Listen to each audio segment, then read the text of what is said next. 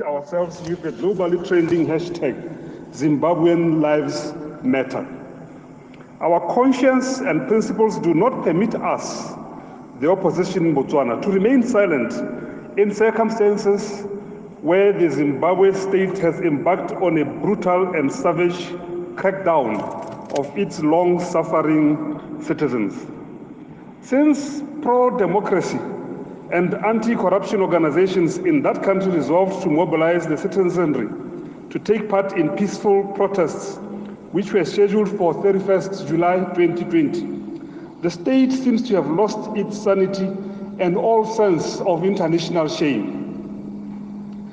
Instead of granting audience and finding solutions to the plight of a people bearing the brunt of a collapsed economy, lack of liquidity, rampant unemployment, unbridled corruption, and shortage of goods and services, including basic foods and medicines in this terrible time of COVID-19, the default reaction of ZANU-PF has been to turn to state-sponsored violence against its own citizens.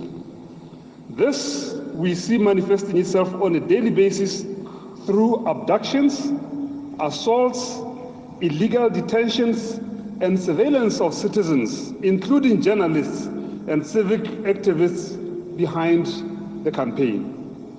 Since independence, Zimbabwe has always been a repressive state, with its people now accustomed to being victims of their own government at regular intervals under ZANU-PF leadership. As neighbors, we have witnessed the Gugurahundi mass massacre of an estimated 20,000 Zimbabweans in Matebeleland and the Midlands. Not a single perpetrator was ever brought to account for what qualifies to be crimes against humanity. This tragic chapter was followed by the imposition of the de facto one-party state, which demonstrated its ugly colors in a series of rigged elections, with its main challenger, the MDC, being at the receiving end of state-driven abductions, unexplained disappearances, and killings. It remains questionable whether ZANU-PF has ever won a clean election since the advent of the MDC.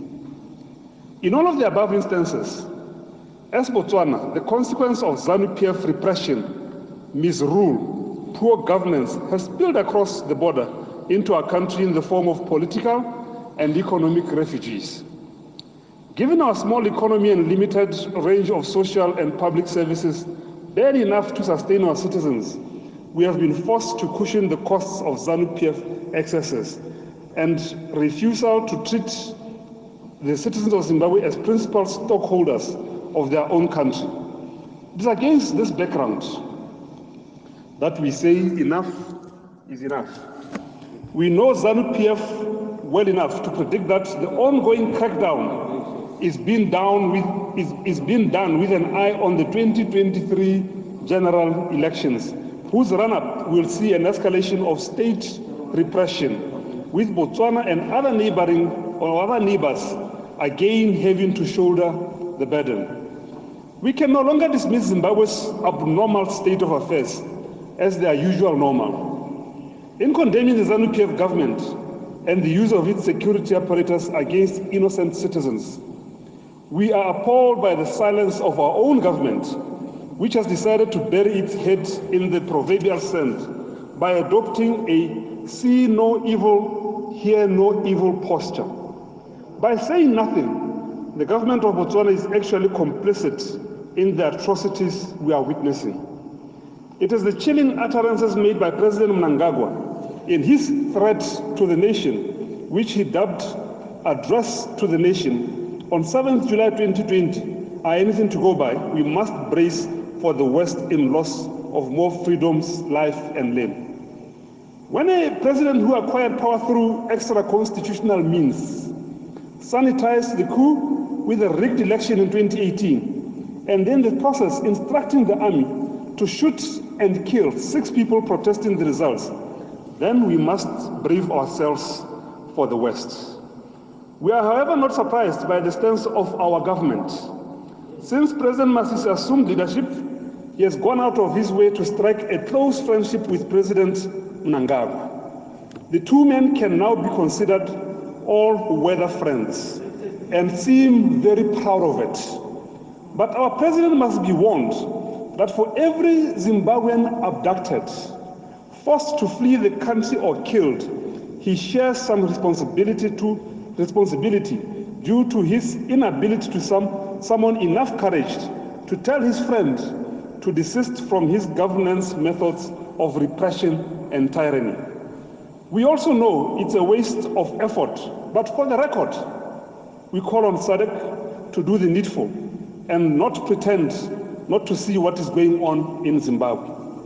In calling on President Mnangagwa and his ZANU-PF to immediately seize and desist from terrorizing the people, and releasing all those in detention, we demand that an extraordinary summit of SADC be convened to address the Zimbabwe crisis. It is our belief that the BDP Central Committee will also seize itself with the crisis and have a stern word with its dear friend, ZANU-PF. We further urge civil society in Botswana to rise and mobilize in solidarity with our brothers and sisters in Zimbabwe. We urge the unions, clergy, students' formations, and other pro-democracy NGOs to come up with ways to pile pressure on the ZANU-PF regime. To our civil society and NGOs, we say, silence and inaction is not the answer. Today, it is Zimbabwe. Tomorrow, it could be Botswana. And would it be proper for others to shrug their shoulders and say it's a Botswana problem and has nothing to do with us? We conclude by reaffirming our support by saying #Zimbabwean Lives Matter. And this statement has been copied to the SADC chairman, President Silvester.